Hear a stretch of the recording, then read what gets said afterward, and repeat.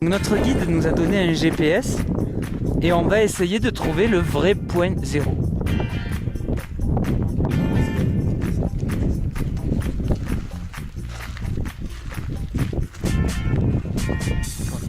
Je descends d'un 0 0 0 0 0 5 1 0. Et donc voilà, a priori, nous sommes arrivés au vrai point zéro. Voilà, entre mes jambes se trouve l'équateur.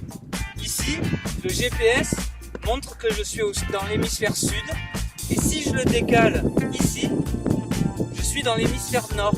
Je suis toujours sur 0.000, mais il y a un N et un S qui se sont dessinés parce qu'en fait, il faut à peu près compter pour 3 mètres pour 1 seconde de décalage, si j'ai bien compris. C'est ça. Donc voilà, entre mes jambes se trouve l'équateur.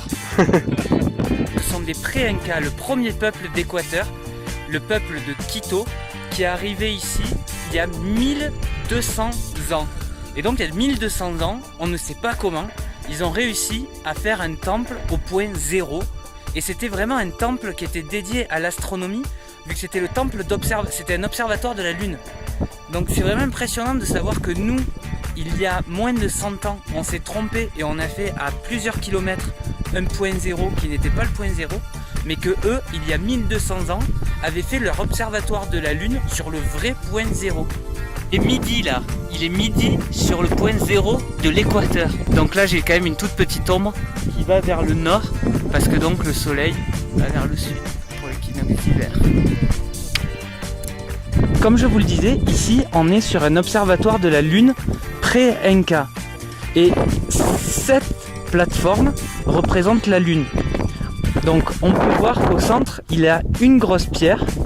Et ce qui est impressionnant, c'est que même si les pierres sont réparties de manière circulaire, on peut quand même voir qu'il y a une ligne précise qui pointe le nord,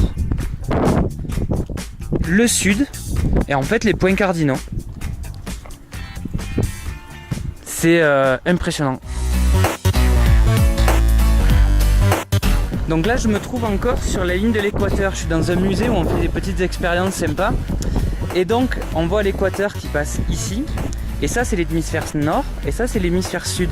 Et on voit par rapport à l'ombre qu'on est à la fin de la saison chaude sur l'hémisphère nord. Et que donc c'est encore l'hiver dans l'hémisphère sud, mais que ça va bientôt passer à l'été. Juste quand je vais partir comme par hasard. Voici la ligne de l'équateur, donc le soleil va éclairer cette partie du cadran solaire et on voit qu'en effet il est un peu plus d'1h30. En Équateur, le soleil se lève toujours à 6h et se couche toujours à 6h. Il n'y a pas de saison comme chez nous. Et on peut voir que de l'autre côté, c'est à l'ombre.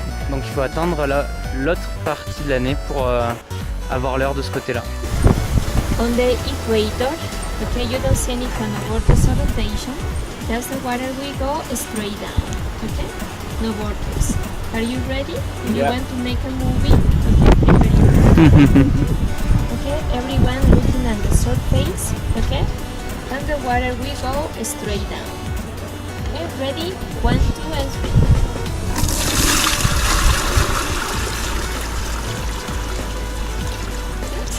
Okay, perfectly straight down.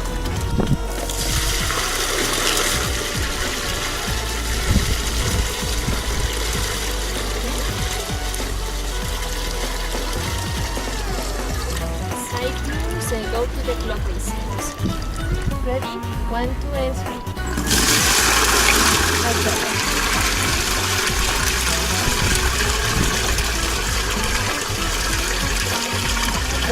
For measuring security cables are going to the anti-clockwise sense in the northern hemisphere. Ladies. Okay, perfectly straight down. On the equator is easier to do it. Because of the no forces, you know they are neutral. So what happens with the liquid? Liquid is going straight down, equal to the water.